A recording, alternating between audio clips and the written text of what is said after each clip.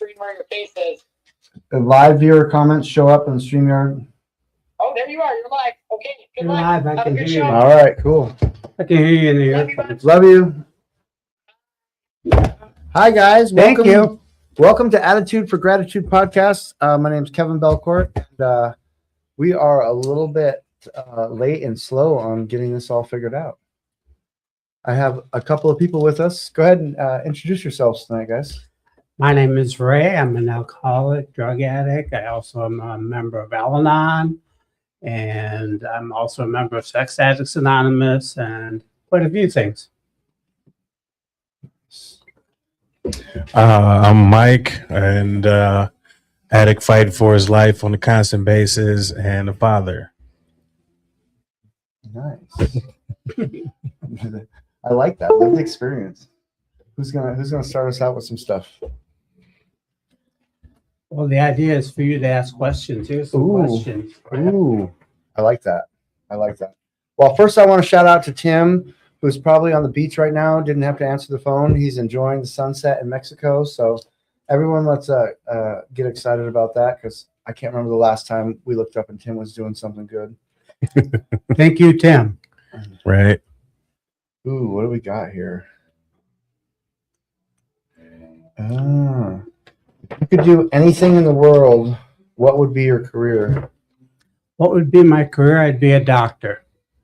A doctor. Yeah. A doctor of what? Herbal health. Nice. Nice.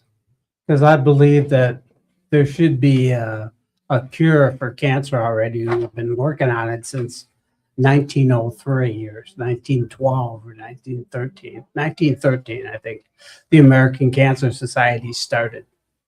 Yeah. And they haven't cured cancer yet. So Nice. I was just wondering what they're up to. Yeah. All right. I have some other interesting questions. How about I feel like these aren't the recovery related ones. No, those are pick a number 1 through whatever. These are pick a number 1 through something. Yeah. Want to tell us a little bit about your recovery journey? Oh man. My recovery journey. Let's see, where do I start? Well, before I became a member at Will Work for Recovery, I never really thought about it, but a series of events happened. I got locked up, extradited through like 4 different states. Indiana, Chicago, Wisconsin, Minnesota. And during that time, my kids got sent through CPS, and I was looking at probably 5 or more years on the minimum. And that's when it broke to me, like, dude, I got to do something. I got sick and tired of living the life. It was stressful. It was starting to get stressful. It wasn't appealing to me anymore. And I got on probation. They told me to go to treatment. I did that. I went to Twin Town in St. Paul. And then right after that, I went to, I think it was New Way. Graduated from there. And for about 2 years, it was a struggle. And just the last, I'm going to say year and a half, it was just like, there's nothing better than being sober.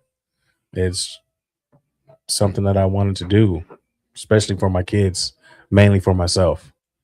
So That's amazing. You know, we hear people talk about that all the time, how they want to get clean for their kids, and then we don't see it happen as much. I mean, in my recovery journey, every person who had kids wanted to get clean for their kids, and it didn't happen. The only people that I could ever say that happened with was my parents. Mm-hmm. You know, but along my journey, I saw a lot of failure. You know, I guess because I was in my own active addiction, it isn't until I got clean that I came to meetings and you see the other end of it. Because you'll tell yourself that when you're in active addiction is that no one got their kids back. But if you kind of look, but if you're not in the moment with what's happening in your recovery out there, you don't see it like that. And so you're constantly like, oh, that doesn't happen, but it does. It happens a lot. It does. So with my kids, it was, well, I still don't have my kids, but I have them like all the time. So it's being that I was in the street life for so long, I never really had a job. So now it's me living and building a normal life. And it's a process. Right.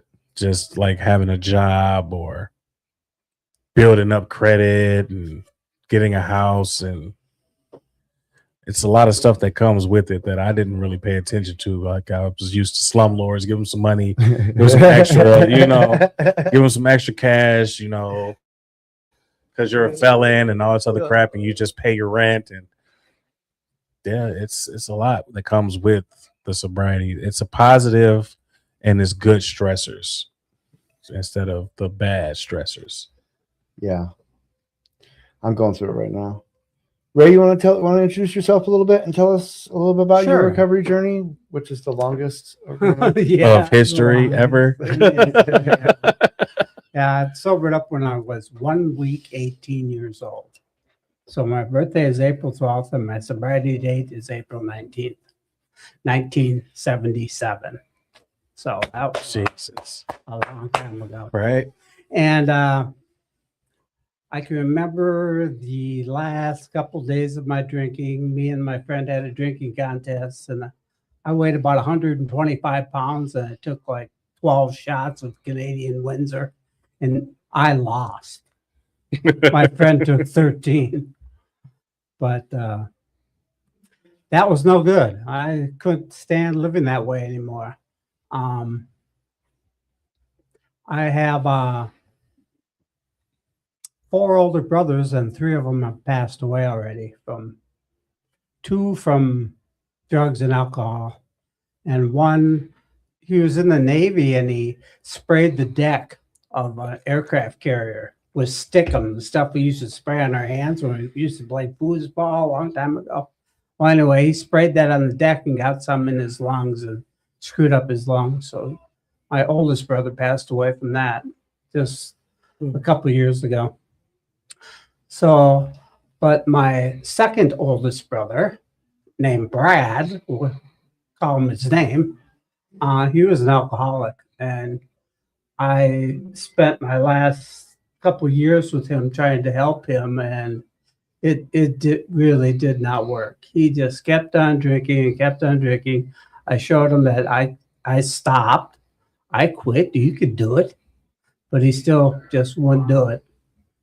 He had to, I found him in his room face up, and I think he must have gagged on his own vomit or something because he wasn't breathing. He was dead already by the time I got to him because I didn't want to disturb him. So I didn't go in the room right away and check on him, but I found him. So that was pretty heartbreaking to find somebody dead. That's pretty shocking. And then my dad died before that happened, and he died in my arms, and I was feeding him morphine so he wouldn't. He had lung cancer, so he was having trouble breathing. So I didn't want him to convulse because he couldn't breathe. So I gave him morphine, and he died in my arms too. He died in my arms. My brother died. I found him dead, but my dad actually died in my arms. So even through great tragedies like these were, it didn't phase my sobriety because I still had my friends to cleave to. My friends in AA, because I told them that, and they said, well, it's great that you did the right thing, but I have a friend here who said, what do you want, a gold medal for doing the right thing? You're supposed to do the right thing.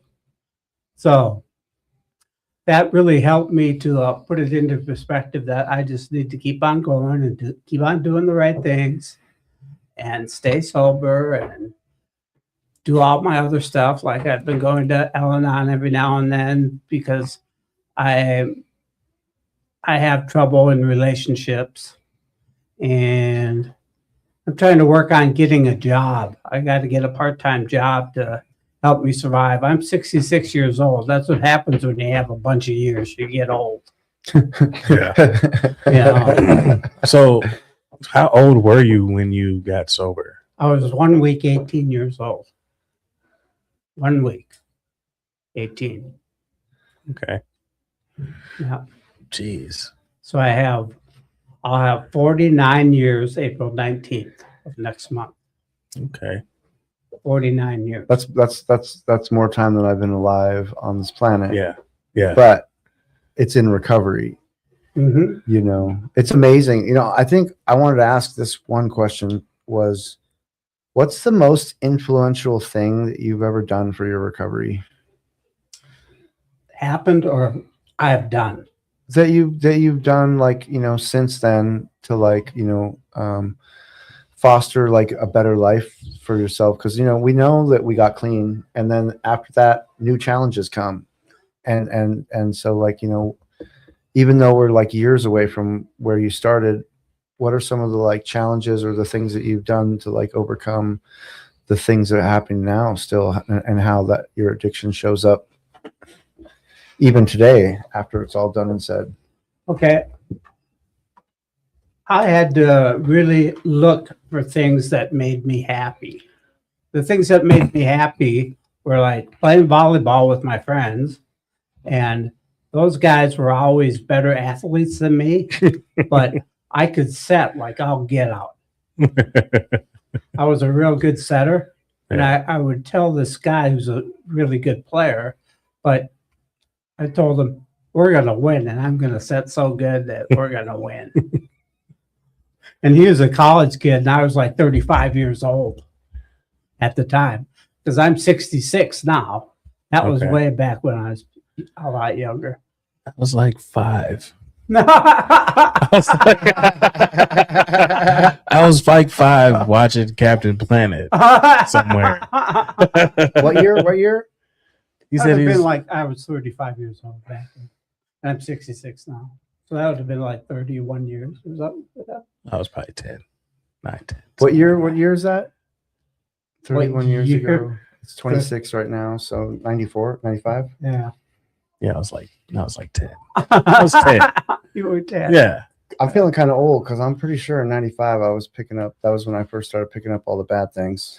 Oh, Yeah. Like you'd be surprised at how early you pick up bad habits or things that you see around you. I was just talking about this with my friend. Like, he thought smoking cigarettes was disgusting as a kid, but him being around it without any other observations going on, like people smoking cigarettes or anything positive, it really wasn't around us when we were young.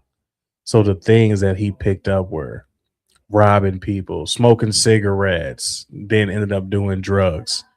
And me, it was selling drugs, smoking weed, smoking cigarettes.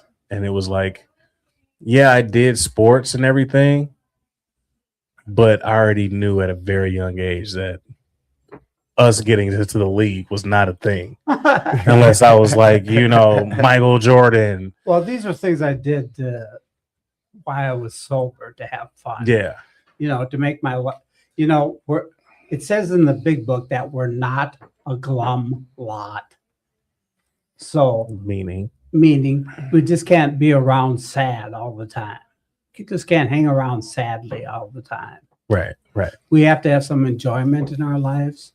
So I'd go to dances and dance with women. That's always was fun. I would go to play volleyball. I played softball. I played tennis. Really? So I played all that stuff. I passed by the University of Minnesota today on University Avenue, and on Friday night, you know, we're going down to pick people up in St. Paul to come out here, and they're all partying like I partied. I mean, they had to be a little bit older than I remember. I was already in much more trouble when I was their age, but I remember we were partying like that when I was in high school, and the girl I was with kind of wanted to gave me the look like she wanted to know what I thought. And I was like, I feel sorry for those kids. They're super popular. and like, you know, like that's where I was at when I was their age. Cause like the hard life that comes after that, it comes with like all the, like, you know, you party till it all fails. And then, and then, you know, one of the things I always say is, man, I'm going to see those guys in AA if they make it. Yeah. You know, and like that's a really sad thing to like kind of realize, you know, is that like it doesn't happen like that for everybody, but no. But you know, for the people that it does, it's amazing, because I talk to people all the time that don't fully have the understanding of like what AA is and how helpful it can be in bringing people's lives back together after the messes that we created. You know, big question for you. Okay. What does being successful mean to you, and how will you know when you've achieved that success? What does being successful mean to me? Yeah. My meaning of success is, well, I'm gonna answer. That's my child. He's writing on the wall. Is that what it is? That's my child. But what was, I'm gonna answer those in one question, or one answer. Once I see generations of mine on land and seeing it grow, that's success to me. Once you can watch your family grow and be there for them, that's success to me. Yeah. Yeah. Yeah. Here's a good one, Ray. Okay. What was something you struggled to say no to lately, and why was saying no so difficult? It has to do with relationships. Saying no to a girl, not to give her a ride because I'm not her chauffeur and she's not my girlfriend. So saying no is hard for me sometimes, because I crave to be a nice guy. I crave to do the next right thing. I crave to have a spiritual life. And I want God consciousness all the time. So I have to go out of my way sometimes and help people out. And it comes to a point where you have to defend yourself and defend the goodness that you are. Because at the point where she wanted me to help her, I was running out of money that I couldn't put back into the car for gas. So I had to say no. And something that kind of bothered me a little bit, saying no. They all cost money. No matter how much I want to say that I had it all figured out until recently. Oh man. The price, yeah. Just thinking about gas right now. Oh my God. Making it to the meeting, you know, like I'm thinking about like how much work I put into before I got here to get to places, you know, like I'm 6 states from where I started. So, I have no idea how that worked out sometimes, you know, and, now that I'm just here and I just kind of stay here, you know, I mean, today we went out of our way to pick up someone from Medina. And it really isn't that big a deal, right? You know, like all my buddies are like, I don't like how many people you pick up. You're always going out of your way for people. And like, you know, but you come to a meeting like this and you like hear people like get who's giving who a ride home, and like see how people connect, you know, and it just creates this thing that you become like addicted to, which is like wanting to like show other people what you found yourself, right? At like whatever cost, and you know, sometimes that's like used over, but and that's where you become selfish in your sobriety. Sometimes you have to hoard who you are to yourself to love yourself, you know. I do, you know? I've been saying no lately, and I'm not gonna lie, I had myself a nervous breakdown a few days ago, But I also had a test the next day, and I kind of came to, and I always like it was. I call it a nervous breakdown, but maybe it was just like a venting.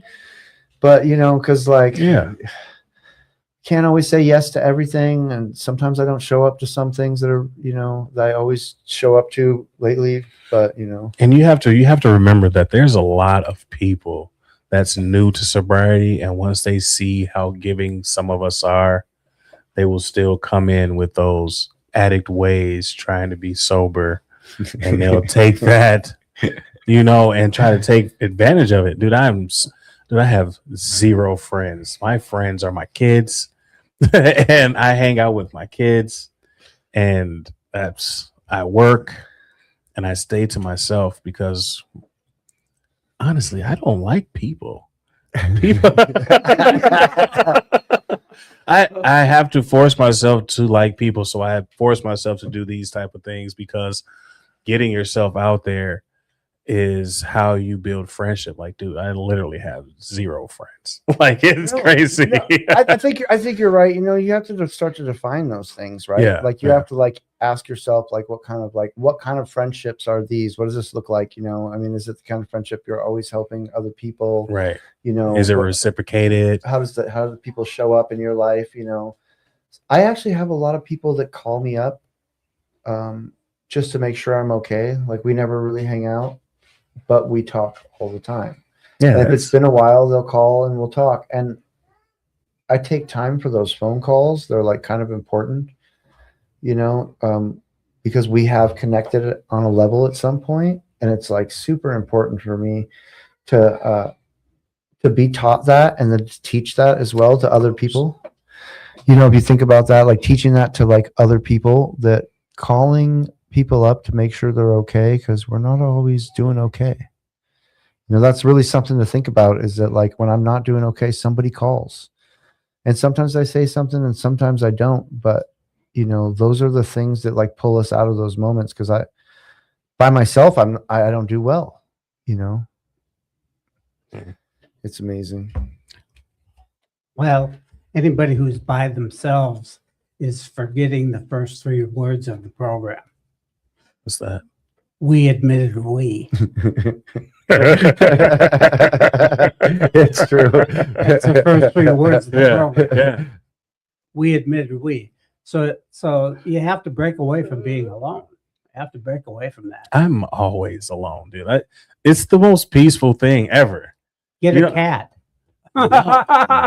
No. You got your 2 daughters out there. Yeah, I have you see how crazy they are. Yeah. It would seem like you're hanging out with God, because I feel like when you're dealing with young children, you're like, there's like, that's what's there, is that consciousness, without all the complicatedness that we have as humans. Yeah, but they got a hold to the internet now, and their first taste. Yeah, they're all strung out, so they're like come around 6, 7. It's like, dude, shut up. So that's awesome. Yeah, that's awesome. Ooh, I got one for both you guys. Okay. If you could unlearn one behavior or thought pattern, what would it be? Wow. Unlearn one behavior or thought pattern.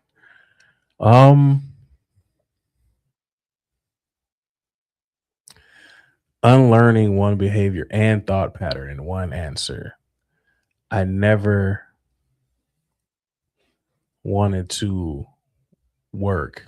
I spent most of my life selling drugs. So it's like I never wanted to work. And if I would have just I was a young reader. And so I learned a very long time ago that America is a scam. So I was like, I'll never work for the man and all this other crap. So I wish I would have not learned that, and I would have been much further ahead right now. I mean, you're right where you are. And I'm right where I'm supposed to be. You're probably right where you're supposed to be. And I would probably appreciate it way more once everything's done. I think we all measure these successes by like the things, but like I can be so happy. I don't have a lot, I always talk, I forget to talk about this a lot, but like I don't have a lot, and I'm so happy because I'm like able to like let go of like what everyone thinks I should have or what I think I should have at this point. Because I started with nothing and I still have like enough stuff to just throw in the back of a car, and like that's nice, because like 8 years into some people's recovery, they can't do that. They got to like get a storage unit and move like a bunch of things and put it all together, and those are like headaches that come with having the life that we think we want with all this. Yeah,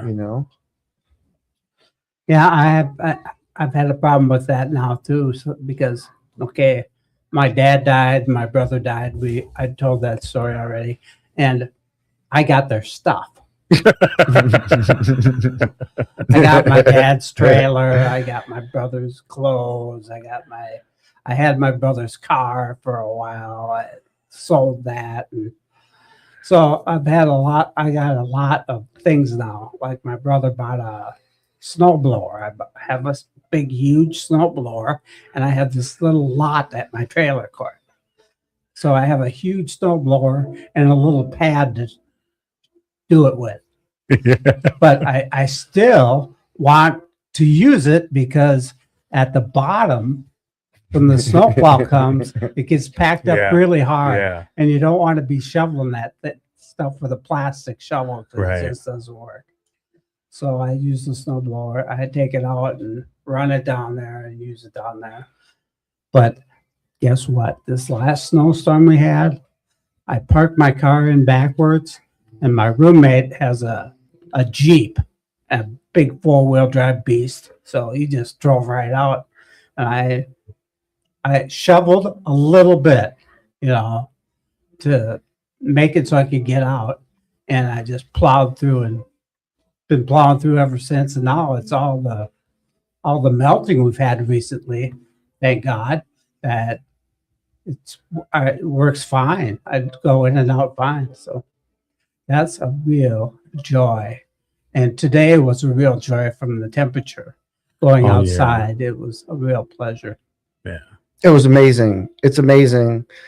I'm actually the person to ever say that they love winter, being from where I'm from.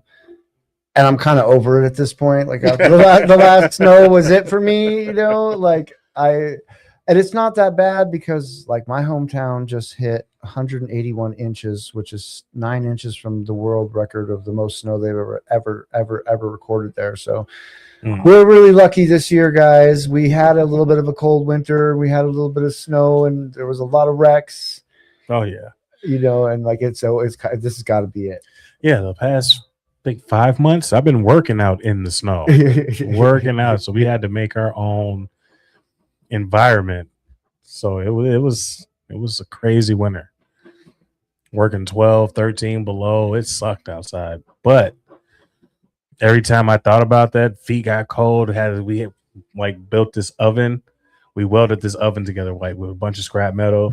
So we take the torch and put it inside of it, and we just stand around it like a bunch of bums. So every time that happened, I was like, well, thank God I got a job to be cold and freezing at, and it's hard working. And I've never liked working until I got this job. And it's crazy how what is your job? I'm a boilermaker right now. We're building a mine from the ground up. So so this company, this is like the third time this company tried to build this mine, or the third time it's been trying to be built. And for like the 15 years, we're working on old scrap metal, and we're putting everything back together and everything. So it's everything that I do out there is a learning experience, and I'm in danger of my life all the time, which is like normal. Yeah, which is like normal. I've always had this saying that I don't gamble with my money. I like gambling with my life. Oh wow! So I'm just doing that every day. It's like... My girl asked me the other day if I'm basically being from Alaska. She's like, "Are you whatever junkie, I was like, oh yeah, I mean, like I'm a snowboarder, you know, these little things, right? Adrenaline junkie. Adrenaline junkie. And like I thought about it and I was like, man, I had this like scooter a few years ago. Everyone here remembers it. It was like 0 to 60 in 15 seconds. It was like a little Tesla, and it was like so powerful. It didn't weigh anything. And like, I'm pretty sure I didn't wear a helmet ever. You know, I would always show up just, and I'm like, I'm also pretty sure that like, you know, so it's weird that you say that. Like today, I don't have any of these things that I've been doing that are dangerous anymore. And it's kind of weird to think about what that looks like, you know, is that like, I haven't jumped on a skateboard in like 3 years. I don't even bike anymore. I mean, I guess I jog on an elliptical machine because I'm getting kind of old. Yeah. Which is even funnier because like I don't see myself hurting myself on one of those. Yeah. So like all these like amazing things have happened. I haven't actually hurt myself in a while. And usually I do hurt myself. I even hurt myself on the scooter. I rolled it going like 40 in the park, and it just happened to be in the mud and not on the cement a couple years ago, you know. And it's just it's funny that you say that, you know. You're like, well, you know, it's dangerous every second. My buddy does tree removal. Oh yeah, and like sometimes he comes home with those like cut on his shoulder, you know, that's like not a joke, and he's like, I almost got it, you know. And like, yeah. And I'm like, I'm so thankful that my life doesn't have the need anymore to throw myself out there like that. In fact, it comes in all sorts of ways. I'm not going to lie. This Tim asking me to do the show was just a yes one night, right? And then as we got closer, I'm the busiest person on the planet. Like, I don't know. Like, I got up at 3:30 this morning. I worked. I like took care of some people. I made breakfast for 3 people. I pick up a whole bunch of people and bring them out here. Usually I do karaoke. Sometimes I end the meeting with a song. And this is the end. Like, you know, every day is like that. Every day. And tomorrow is not a break. And then Sunday's not a break. And then it just keeps on going. Sometimes you got to love yourself. You know, self-love is the best love, I think. And I think you should probably take a time for that. I have been lately. It's been happening more than it has in a while. I have an end coming up. May 18th. I'm like done with a whole summer. Usually I only have a 2-week break because I always work and I'm always doing summer classes. And then I start new school in the fall. So I'm going to find out what a summer looks like with the freedom, with a license, off parole, probation. Like, you know, I'd be able to shoot up to wherever, you know. It's neat. I'm like, he just says, he said probation. And it was like, dude, I got to pay like almost $600 to get off of probation. Is that Paul knocking? Come on in. Oh, no, that's not. I gotta pay like almost $600 to get off of probation, and then I literally just got put back on probation for like simple stuff, and I'm like, dude, what? I didn't even do anything but work. So, Ray, will you open that up and see if he's trying to talk to us? Our daughters, find out what they're doing.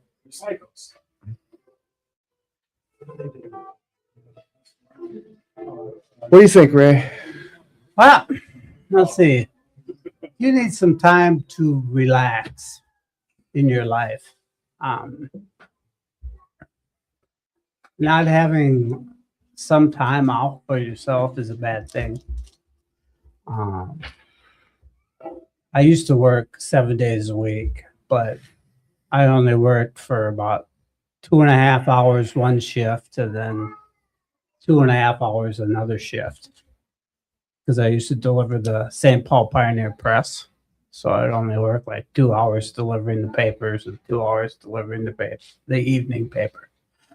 But I got time away if I really wanted it, because my boss knows my route and he would do it for me if I really wanted the time off. It depends how much you want that in your life. If you can live without it, more power to you. I've gone years where I've worked at 7 days a week and it didn't bother me a bit. But if it starts to bother you, you need to address that and do something about it. You need to take some time off. You need to plan for it. You need to say, on this date in the future, I'm going to take time off. You know, there's something I never tell anybody really. So I work in the collegiate recovery in college, and it's probably the coolest job that I've ever had. Sometimes I deal with, withdrawal crises, and sometimes I deal with like mental illness, like catastrophes and crises. But I've been maced in there. Yeah, I mean, a fight over some food. I've been maced in there, but for the most part, everything that happens in there is just like it's like being in recovery rooms. Still, it's like its own college recovery room, right? And so I get to help people, and it's different than just helping people because it's helping people who are struggling in college with their addiction. And so there's like it's a double conundrum. 90% of the time, I know I've done all the courses that they're doing, so I can help them. And at the same time, I'm also there to set an example of what it looks like to, show up every day and do the next right thing. It's a real professional setting. I mean, I kind of got asked the other day if I'd be interested in wanting that job that my boss has when I get done with my bachelor's in the next couple of years. And I was honored that I was even asked that question, but I have a projector. I watch Netflix on a couch sometimes.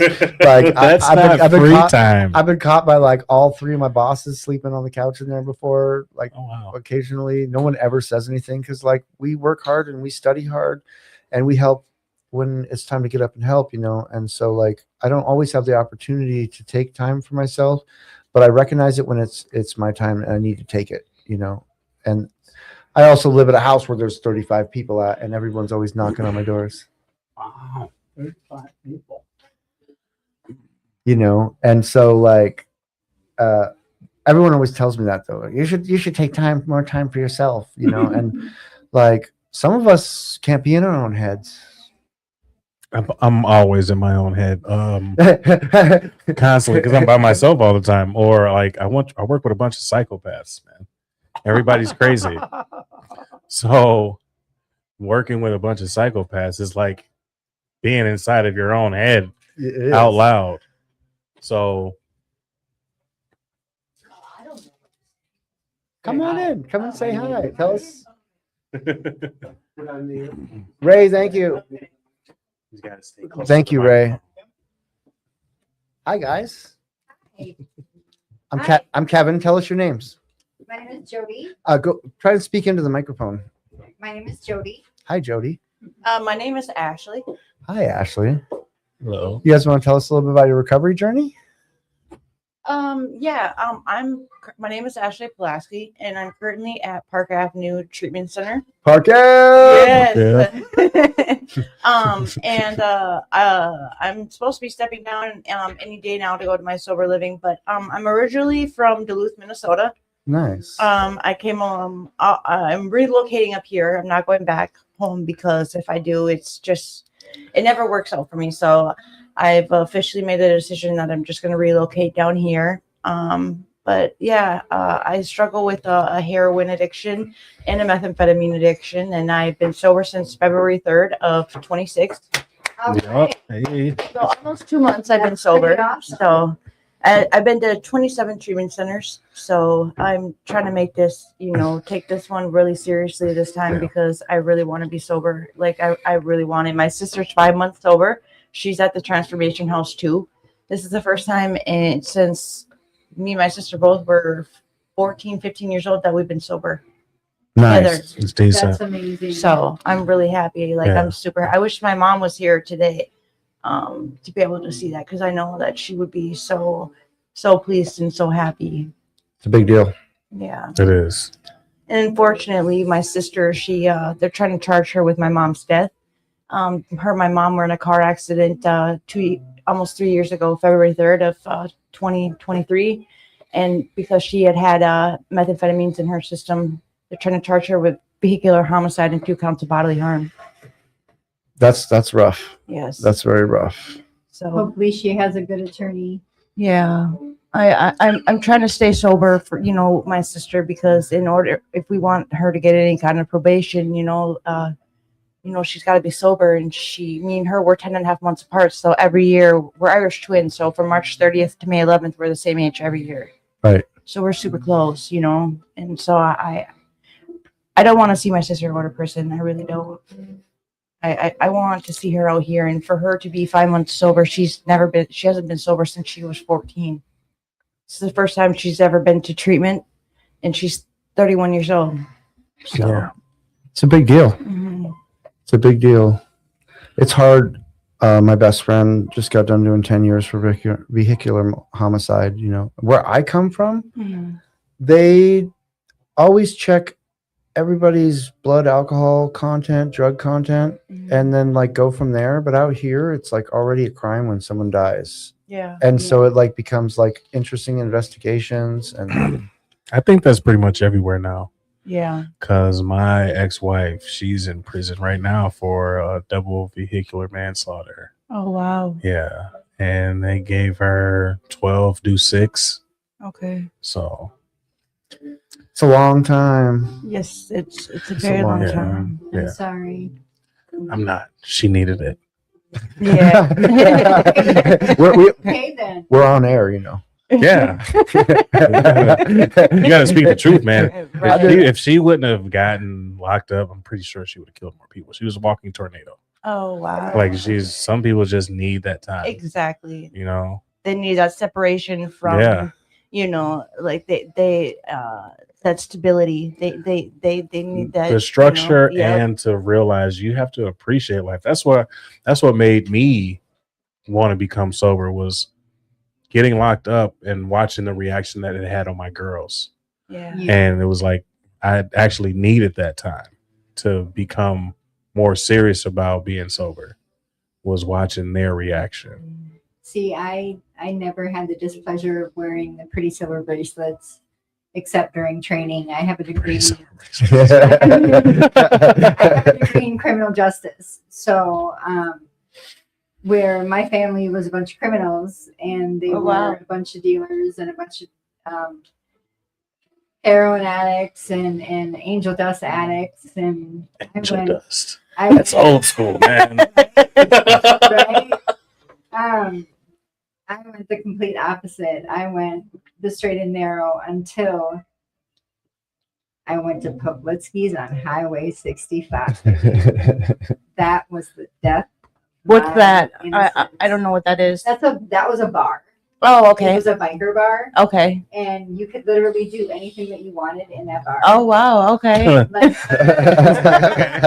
I think we can all imagine. Yeah. I got kicked out. I got put on timeouts, but I never got kicked Oh out. wow. It Timeout. was, Timeout. you That's know, crazy. the bouncer would like drag a chair over to where he was and be like, "I got you, girl. Like, you're in for it tonight." But how I became sober is the last time my daughter always found me when I OD'd. Somehow God always got her to me in time. Wow. That's Yeah. amazing. And thank God she's never done drugs. Neither has my son. But the last time that they found me OD'd, I had things in my system that I didn't even know what they looked like. Oh. That's crazy. I had things in my system. I had heroin in my system. I had, and I don't even know what heroin looks like. I've never seen it. Wow. I had.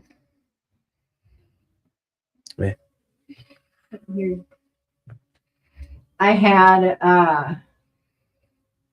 I had all of these things in my system, and I couldn't believe it. I had them check my blood again. Oh wow. I had them do it a third time because I couldn't believe it. I was like, you got me messed up. There's no way. Right. There's no way that I have that in my system. Yeah. And I did. They put me in the psych ward for attempted suicide. Mm. And my daughter made it clear to me, if ever I go back, she will never see me again. And she is my world. So that's why I'm here. Well, thank you for being here. I'm glad that you're here. Yeah. It was scary. Because I didn't even know that I was doing it. That's how bad it was. That's how bad it is. Yeah. These days, you know, These people days, forget is like, you know, you never know what you're taking anymore. No. Not at all. And here's the other thing to think about is how much do you trust the people that you're doing drugs with? 'Cause Exactly. as a, you know, I know as females, sometimes they have to like question those things because people are making concoctions that are like, you know, favorable in their favor to like I take was- advantage of people Yeah. and all sorts of different things. Or to make more money. or to make more money or to Or get just them to more get hooked. people hooked. Yeah. get people It's hooked. crazy because I don't remember, you know, I dealt drugs for a lot of years and Yeah. I don't I've never I thought don't, about I've doing never thought about that. I was like, how do I get you more hooked? So, you know, Yeah, like that's this is crazy. bad enough as it is. I was, you know, I'm Right. a terrible heroin addict and there is no need to make anyone more hooked than they already were. Yeah. But we live in such a crazy world right now where like the like have to whatever be, they say you're doing isn't what you're doing is like Yeah. they're like, oh, here's some of this, and it's like everything else, Yeah. and some stuff you've never even heard of before. That Yeah. You have to be careful if you buy weed on the street nowadays because they're putting what is that? It's fentanyl. Fentanyl. Oh yeah. I had a friend Yeah. that died from smoking They're weed that had putting fentanyl in it. Oh wow. in the Yeah. weed. Yeah. Did And I'm you guys- like, did, how is that profitable? That's crazy. did you guys hear the letter that I wrote in there Yeah, when yeah. I stood up? Yeah, I wrote that when I was in treatment, and you know, I read it to myself all the time, and I carry it with me because that's I used to write a lot when I was in high school. You know, we had put out a newspaper at our high school, and I actually had gotten a scholarship to Hamlin State University for journalism. But you say Hamlin, yeah, that's a big deal. it was, but unfortunately, I got hooked on drugs when I was 17 years old, and I quit going to school. You know what I mean? So, and, you know, but you know, for me to be able to, it just brought me back to like being in high school again. You know what I mean? Yeah. That I still can write. You know, I still have that in me. I can still do that. Of course. You know, because I feel like it's such a beautiful piece. You know that I wrote. You know, I don't know. Yeah. But I'm sorry, guys. My ride is going. I'm Yeah, part of Park Avenue. Yeah. And Miss Parker. she's telling me that it's time to go. So I would love to stay and do some more podcasts. But I'll be here next Friday. Oh, wait, no. Miss Tanya said she can't bring us next Friday. But hopefully I'm at my step-down house. And so I'll be able to come on my own. Right. Because Yeah. somebody here will be able to give me a ride home. You know. Right. Always. Yes. I will hopefully see you guys next Friday. Okay. Yeah. Thank Right. you. We're always Yeah, it here. was nice to have met you. Yes, it was nice to meet you, Congratulations too. on your sobriety. Oh, thank you so much. It's a tough road to hoe. Oh, yes, it is. But you're such a beautiful woman. Thank you. Thank you. Thank you, guys. All right. You have a good one. It's funny. Tim always tells me that this is his opportunity to like really connect in ways, you know, like you never know who's going to walk in that door and what that's going to look like. And it's so interesting to me because I spend a lot of time in places that are like that. You never know who's going to walk in that door and what that's going to look like. And like Yeah. every day is like a little bit amazing. And But it makes life interesting. I wasn't ready for today. I'm not gonna lie. Like I wasn't ready for coming down here. I got a long weekend. And it's almost like these guys were saying to me a little bit ago. They're like, you need to take time for yourself, and that's coming. And you know, it doesn't always happen. When It was last Friday, I got off of work and I instantly went and got a massage. And it was like, it was so great. It was so great. It was probably invasive. It was a little bit invasive, but like she was all in there. I was like, Jesus Christ, what's going on? But I felt great afterwards. I had a relief on my back and everything. It was just great. You got to take those times for self-love. Gratitude. Yeah, man. You got to self-love. I go to the YMCA and we just work out. And someone talked me into trying the hydro massage last week. Like, and I Gratitude liked it. Well, first of all, I feel like if you gave me a fire extinguisher and a tarp, I could make that happen, because that's what it seemed like, was like you're like sitting on like a tarp with like a really powerful hose, and it was amazing if you think about it. I mean, like I took time and calmed down, and I passed that thing for like a year and a half and was like, I don't know, it doesn't look very comfortable. Yeah. And like such a good idea to do that self-care, and I always think I got self-care down, right? I'm like, oh yeah, I took a shower today, I'm clean, I washed my clothes. That's hygiene, man. sometimes it's self-care for people that were on the streets. I was on the streets for 10 years, and like I don't think I ever even thought about, I got pictures of how bad I looked, and so like, part of my self-care is making sure I take time to take care of myself in ways that I haven't in a long time. That is self-care. I struggled with that for a long time because I just really didn't care about myself. I didn't care how I looked. I didn't care I didn't care to be around anyone. I simply just didn't care. I didn't care whether or not I cared. Yeah. I didn't care whether or not I care. Yeah, no, That's deep. I feel like sometimes we can get off of our drug, but like that's our addiction speaking right there. Yeah. Like the sometimes I don't care that I care. Yeah, I don't care. I just keep doing it. There's times that I will just simply give up and give in, but never to drugs and never to alcohol.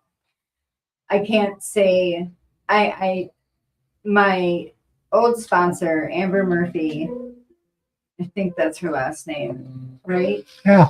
Amber Murphy. She's a published author now. She taught me to say, yesterday is gone, today I'm sober, and tomorrow is a mystery. Because we're not sure. We can't get too sure of ourselves. The moment that we stick our chest out to the world and say that I'm fixed, that's the moment that God's going to say, really? And he's going to trip us up. Because pride goes before the fall. I feel like I get tripped up sometimes when I'm not even like worried about that. But yeah, I was talking about that tonight, was that like, I feel you on that one too, but like, I'm always looking for the next big lesson that's coming. Yeah. Because they don't end sometimes, and times have been really tough. I think a few months ago or 3 weeks ago, I went through some pretty hard times, and what got me through it was this song that was talking about how the blessings come after the lessons. Yeah. And like it's a big reminder when you like stay focused in that like that God-centric like thought process that we don't get the good things for without the work. And so we're like constantly being tested and like pushed forward, and the good things come, and then it gets like, real dull again, and out comes some more lessons. It's like right when you're not ready for it, probably don't need it. The one thing that I've learned not to do, and that's because he's taught me, trying to teach me patience. I don't pray for patience anymore.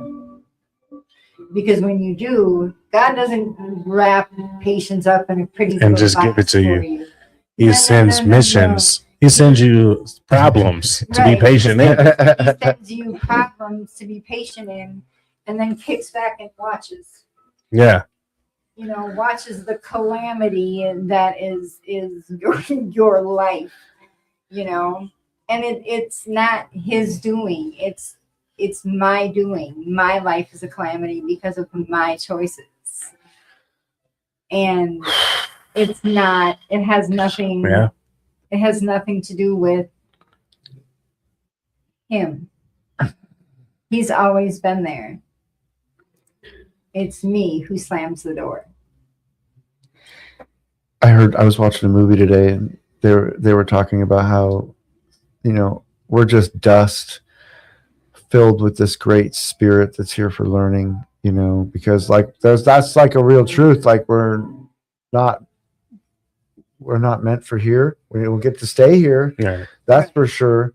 You know, and so all you really are is the lesson and the person, you know, and I always say this, but like how you lived and how you treated people is something I believe is like a real possession. It's like what you get to take with you. Because as Ray was just saying a little while ago, that when you get your dad's trailer and your brother's clothes and all those things, they're just stuff you have to sort through and cry about, you know. Or if you've ever gotten your stuff back when you got out of jail, I usually don't, but like one time I did. And I remember just looking at it being like, this is all garbage. What was I thinking? Yeah. The whole time you were in there, they're like, I saved it. It's great. And you're like, even the computer was like, I must have been delusional when I in your mind, it was working and it was broken the whole time. That lighter that said, "Don't steal my lighter." Damn it, don't steal my lighter. It goes dead after the first light. When you're like typing on a computer, people are looking at it, it's totally cracked and everything. You're like, yeah, I'm doing stuff. He's not. I haven't smoked in 2 years, and I forget what it's like to not have a lighter. I've been having some people with lighters around lately, and it's so funny. They're so quickly like already lose their lighters, and I was like, God, I must have been stuck in that obsession that was so insane that like just the drugs and the cigarettes came with the lighter. That was a constant battle on top of everything else. That was like the worst time of your life, and then all of a sudden you didn't even have a lighter anymore. And like it was even worse. Yeah, the people at my job, they smoke cigarettes and stuff, and they'll be like, "Oh, you got a lighter?" I'm like, you know, I don't have a lighter, and it makes me feel weird. And it's like I'm not even living that life anymore. It's like it's weird. It's just little things like that that just makes you feel like I guess I'm getting old or I'm getting wiser. So wiser. Yeah. I like that one. I keep one just in case the zombie apocalypse. What is the lighter gonna do? What's a lighter gonna do? I'm just saying, like, let's say the world like crumbles down, you know, like what's a lighter gonna do? A lighter's gonna get you through that first little bit until you figure out how to do those kinds of things without a lighter. Because I was in jail. You give me a battery and a staple, we could get to a place. I'm the old stick and wood guy, man. You gotta learn how to start. Fire stick girl. Yeah, give me a fire stick give me a stick and some little chips of wood. I can start you a fire straight from scratch.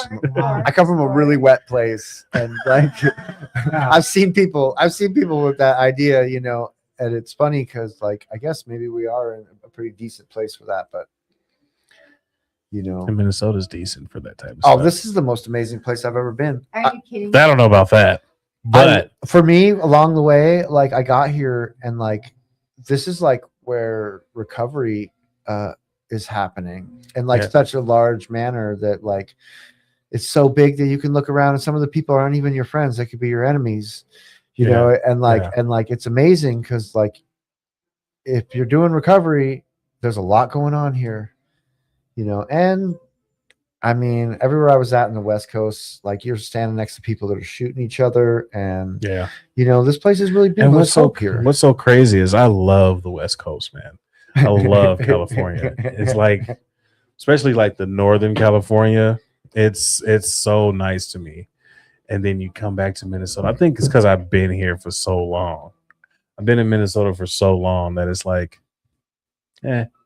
but it's like top 5 places to raise a family. And you know, it's a pretty good environment that we take advantage of. So is be appreciative and grateful for everything that we have. I love the lights of the city. I like have hope. I think about this all the time, but like we could be in a big city somewhere out in the east, and where like people don't like each other anymore. You can't walk past each other and say nice things. At least occasionally people say nice things and do nice things for each other and stop and help each other out. I try to do that at least once a day. I'll give someone a compliment, even if it's just their shoes or if it's just their hair or their eyes look especially popping or I mean, they could be a complete stranger and we could just be passing by and be like, oh, that's a cute shirt. And Yeah. then just keep going. I try to talk to someone who nobody looks like. It looks like no one talks to them. I stop and you know, give people, especially at school, it usually throws them off. You know, that's like my favorite thing to do is to like, you know, connect with people that don't connect with people very often. It always kind of throws them off, you know, but at the same time, in the great scheme of like what's been going on in my life, it's so neat and it feels so good to do that because like, you know, you can always tell that some people, you know, we need that connection and some people don't get enough of it sometimes, you know, and I think that's like my big doing. Yeah. Well, these kids are driving me nuts. I see that. Okay. I said, Yeah. This is driving me nuts. yeah, I see that. They're banging on the Pretty wall. soon it's time to wrap up anyway, Is it? Yeah. isn't it? I don't know. I think he usually goes to like We start- 9:30 or Yeah, something like that. 9:30. Well, all right, you guys. You guys have a good night. It was amazing. Thank you. Thank you. I wasn't prepared. I wasn't ready for any of this. Tim called me today, except for he didn't call me. He like left me a message and it was hilarious because he's like, yeah, I'm in the pool in Mexico with a girl. I'll send you pictures about how good I'm doing. And he's like, I'm pretty sure they got it all set up. And like something happened where like it wasn't, but like I figured it out somehow, hopefully. All right, you guys have a good All All right. right. Well, you have a good night. You too. All right. Take care. Well, sir, let's do some of the questions. All right. I'm ready for some questions. Everyone has a voice. Okay.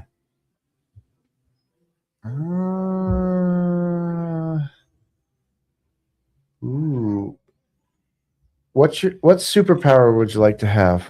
Oh, wait. No, this is pick a number. All right. So pick a number 1 through 100. 5. Who is a hero in your life? Superman. And I never caught your name. My name is Jody. Jody. I know that. Pick a number between 1 and 100, Jody. 13. Morning or night person? Definitely a night person. Mornings can just not happen. If I could wake up at around 1 o'clock every day, I would be a happy camper. But I have a cat who insists upon 6 a.m. feedings and then 6:05 lovings and then 6:06 snuggles and then she's a very demanding creature. But so I end up getting up at 6 o'clock in the morning. Nice. Yeah. No matter what time I fall asleep. I could fall asleep at 4 o'clock. And that dadgum cat gets me up at 6 o'clock in the morning wanting to be fed. Give me another 1 through 100, Ray. 17. 17. Name one of your favorite things about the person sitting next to you. Okay. Let's see. Jody called me and wanted my number when she came back from her travels with her daughter. And she called me. So that was kind of nice. Felt pretty good. I like that a lot. I talked about it tonight, you know, when I spoke about the connection that we make with each other and how that looks. And sometimes like we don't even realize that even if we just like reach out and have like a little conversation, sometimes we're struggling in ways, and that's like the helpful connection that we end up with. It's amazing to hear that, you know, because I think a lot of people forget about all that. Is it's easy to walk into these meetings and think, I made it to the meeting and that's enough. Right. You know, and you hear people who are new say that, but like, you know, I've been around just long enough now that I get these phone calls, these random phone calls from people, and like I know who they are now. I run into them in places in this. I never thought I would know people in the city, you know, and like these are the places I go. So those are the people I run into. Well, I'm at the point now where if I go to a place where there is a lot of people, I'm surprised if I don't know somebody. That's kind of weird. I'm surprised if I don't recognize someone. All right, Jody. Number between 1 and 100.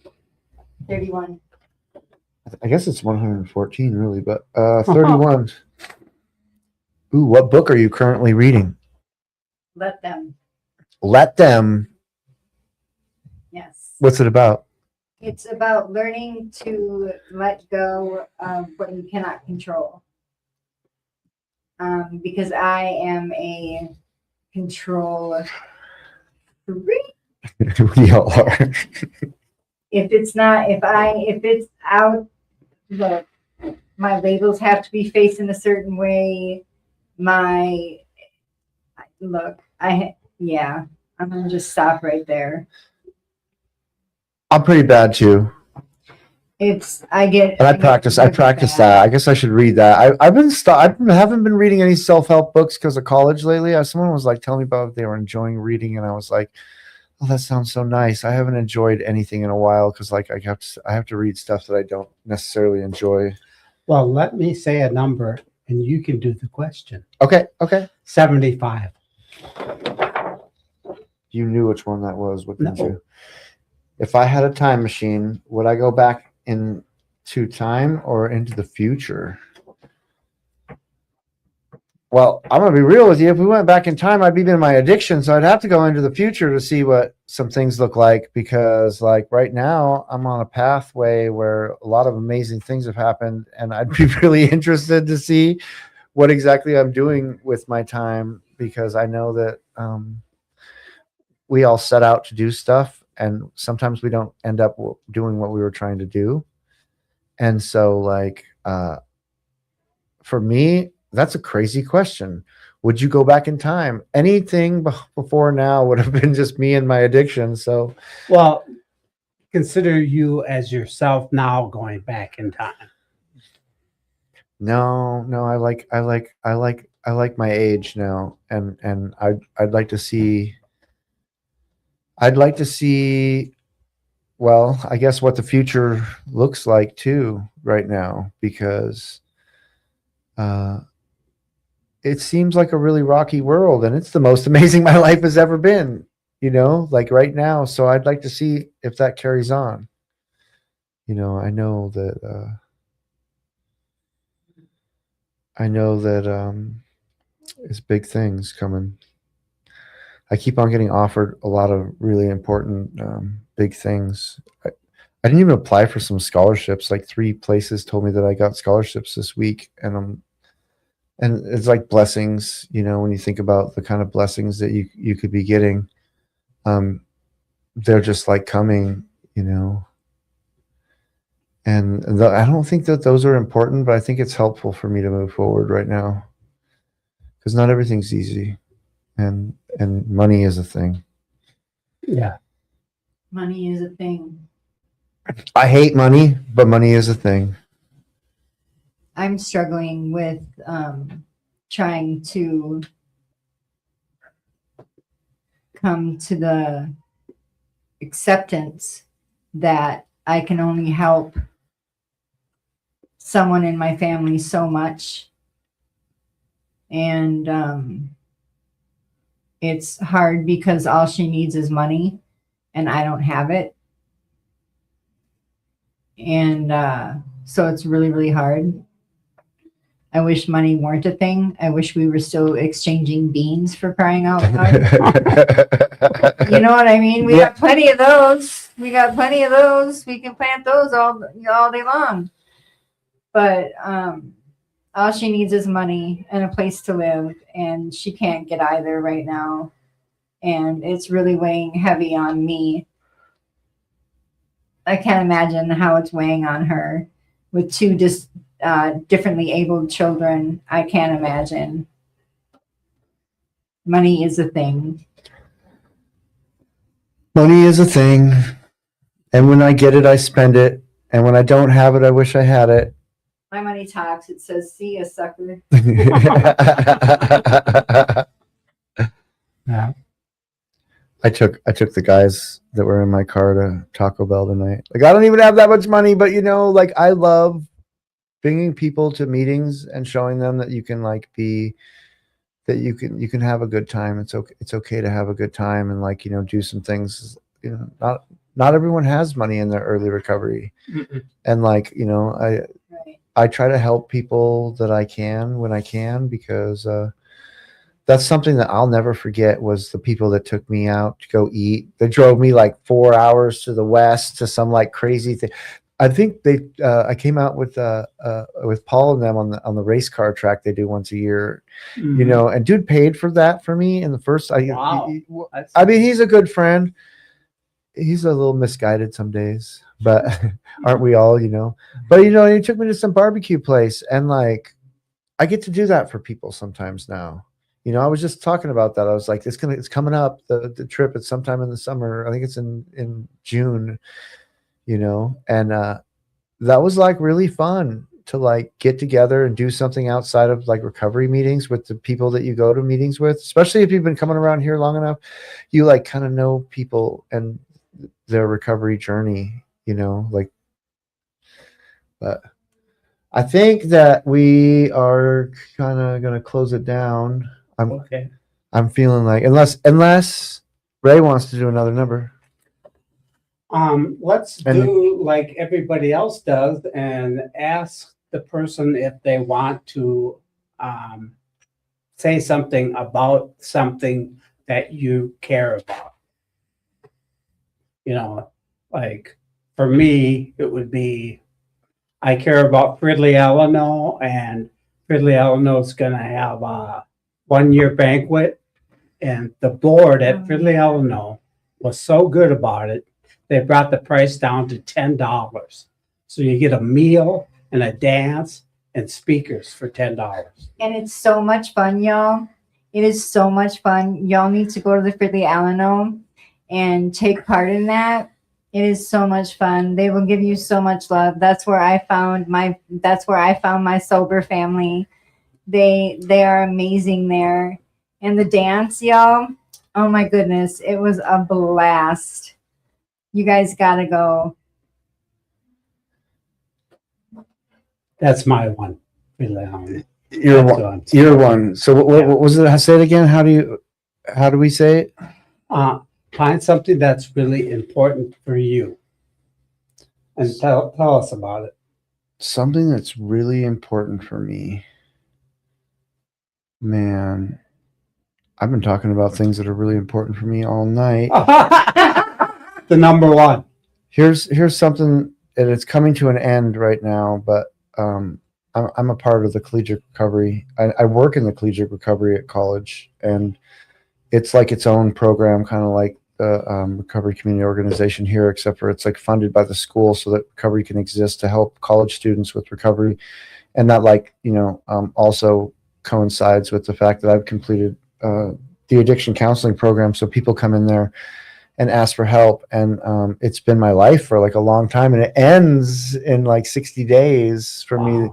And I was like going to take this next school just as it is and just go to school. And my boss set me up with somebody who's setting up a collegiate recovery over at University of Minnesota. And like, I'm kind of known for doing the work that I've done at MCTC. And I'm being like, moved over, and it might not end for me. And I don't know what that looks like, but it's an amazing thing outside of the other things that happen, because I'm a Saturday Night Live volunteer, and that's like where I started at, right? Really? Yeah, I've been a volunteer at Saturday Night Live for Wow. 2.5 years, 2 years and 9 months or something. Like, that was the first place I went from Park Avenue and went down there, and like, I'm friends with those guys. I can't believe they let me on as a volunteer as quickly as they did, because Rick? yeah, I know Rick. Yeah, he's a friend of mine. We played chess together. I know Rick well.